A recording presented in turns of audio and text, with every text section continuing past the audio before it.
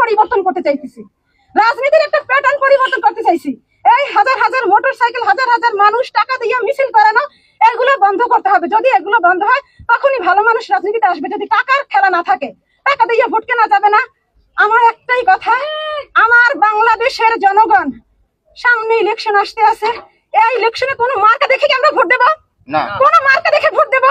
আমরা দেশপ্রেমিক যে বাংলাদেশপন্থী রাজনীতি করবে, আমরা তাকেই ভোট দেবো। আমরা বাংলাদেশপন্থী রাজনীতিবিদ চাই এখানে। আমার বাংলাদেশের স্বাধীন সার্বভৌমত্ব রক্ষা করতে চাই।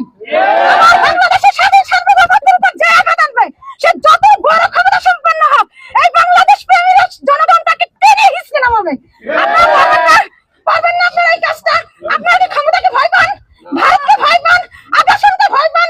আমরা বাংলাদেশের মাটিতে কোনো দাদাগিরি সহ্য করব, কোনো দাদাগিরি সহ্য করব না। এই বেগম জিয়াকে দিনের পরে দিন ষোলো প্রয়োজন দিয়ে এই ভারতের প্রেসক্রিপশনে বাংলাদেশ আজকে ভারতের যত রাজাকার আছে ওরা মিলে মিলে বেগম জিয়াকে হত্যাযজ্ঞ করছে, হত্যা করছে। তারেক জিয়া কেন আন্দোলনের পরে তারেক জিয়া কেন বাংলাদেশ আসতে পারলো না? যেই তারেক জিয়াকে একটা 111 ঘটাইয়া ফ্যাসিস্টরা ভারতকে 111 ঘটাইয়া তারেক জিয়াকে দেশ থেকে বিতাড়িত করছে, আন্দোলনের সাথে সাথে তারেক জিয়া বাংলাদেশ আসার কথা না? আসতে পারলো না কেন? কারা আসতে বাধা দিছে? সরকারের পক্ষ থেকে বারবার বলছে আমাদের কোনো সমস্যা নাই, আমরা সকল রকমের প্রোটেক্ট দেবো, তারপরও তারেক জিয়া কেন আসলো না?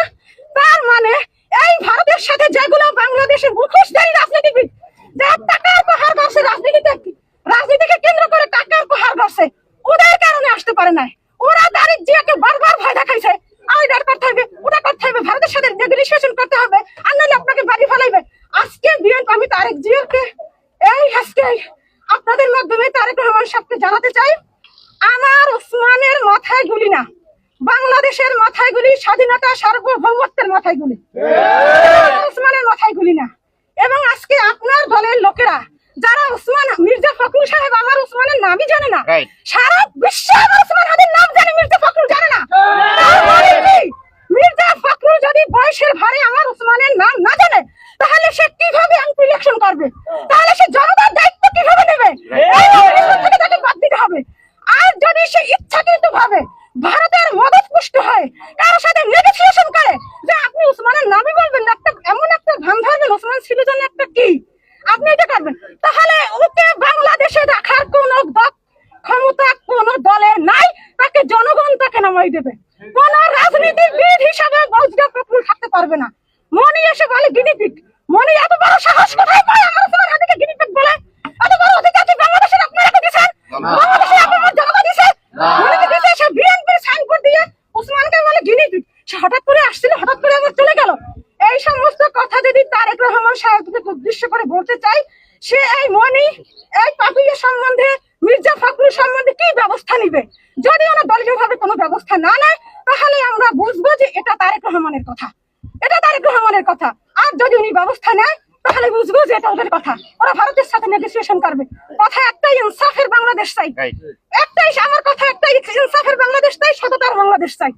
বাংলাদেশ জিন্দাবাদ, ইনকিলাব জিন্দাবাদ।